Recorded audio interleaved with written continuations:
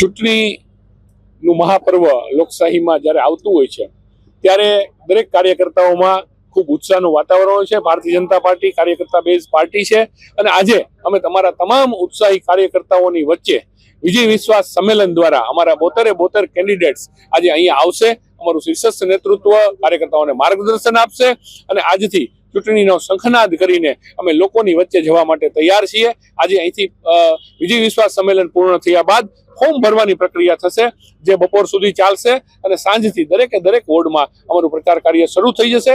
આ ઉપરાંત હું એક વાત કરવા માંગુ છું કે ભારતીય જનતા પાર્ટી હંમેશા એડવાન્સમાં આગોતરું આયોજન કરીને ચાલતી હોય છે, ત્યારે ચૂંટણીમાં અમારા કેન્ડિડેટ્સના નામ જાહેર થયા એ પહેલા અમારી માટે ઉમેદવાર મહત્વનું નથી, અમારી માટે કમળનું નિશાન મહત્વનું છે। એના ભાગરૂપે 6 એપ્રિલ ભારતીય જનતા પાર્ટીનો સ્થાપના દિવસ, એના પૂર્વ દિવસે એટલે કે 5મી એપ્રિલે અમે એક બૂથ સુધી અમારા આદરણીય નરેન્દ્રભાઈ મોદી સાહેબ કે જેને ભારત દેશને એક નવી દિશા આપી છે એમના વિચારોને લઈને એક વખતનો અમારો સંપર્ક કાર્ય પૂરું થઈ ગયેલું છે।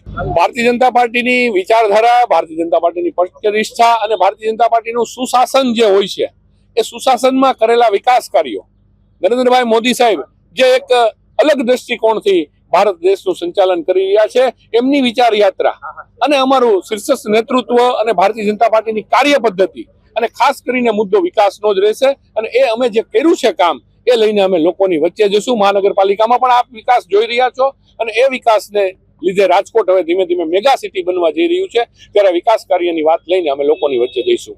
આજે રાજકોટ મહાનગરપાલિકાના રાજકોટ શહેર ભાજપ દ્વારા વોર્ડ નંબર 18 ઉમેદવારોના સમર્થનમાં વિજય વિશ્વાસ સંમેલનનું આયોજન કરવામાં આવ્યું છે। આજના આ સંમેલનમાં વિજયના સંકલ્પ સાથે કાર્યકર્તાઓના અને રાજકોટની જનતાના આશીર્વાદ સાથે ભારતીય જનતા પાર્ટીના 72 ઉમેદવારો એમનું વિજય મુહૂર્તમાં નામાંકન ભરશે। જે રીતે છેલ્લા 30 વર્ષથી રાજકોટ મહાનગરની જનતાએ ભારતીય જનતા પાર્ટી પર વિશ્વાસ વ્યક્ત કરીને આશીર્વાદ આપ્યા છે, એવી જ રીતે આ વખતે પણ 18 વોર્ડમાં ભારતીય જનતા પાર્ટીના હાઈકમાન્ડે આપેલા ઉમેદવારોના સમર્થનમાં સમગ્ર રાજકોટના જનતા એ આશીર્વાદ આપશે। રાજકોટ ભારતીય જનતા પાર્ટી ફરીથી ભારતીય જનતા પાર્ટીએ જવાબદારી આપી છે 3 નંબર વોર્ડની, રાજકોટને વિકાસની સ્તરે લઈ જશું અને ભારતીય જનતા પાર્ટીના કાર્યકર્તાઓ, પરિવાર અને પ્રજાલક્ષી કામો કરવાના બાકી છે, અમુક થઈ ગયા છે, બધા કરશું અને કાયમી બધા કરતા રહેશું। નવા મુદ્દાની રોડ રસ્તા પાણી બધે થઈ ગયા છે, બાકી ટૂંકમાં જે પરચુણિયા કંઈ બાકી હશે તો એ બધું કરાવશું સાહેબ। ફૂલ કાર્યકર્તાઓને ઉત્સાહ છે। ના, કાર્ય તો બધા ચાલુ જ છે, બધા ખરા બધા પૂરા થઈ ગયા છે અને વધારે કરતા રહેશું।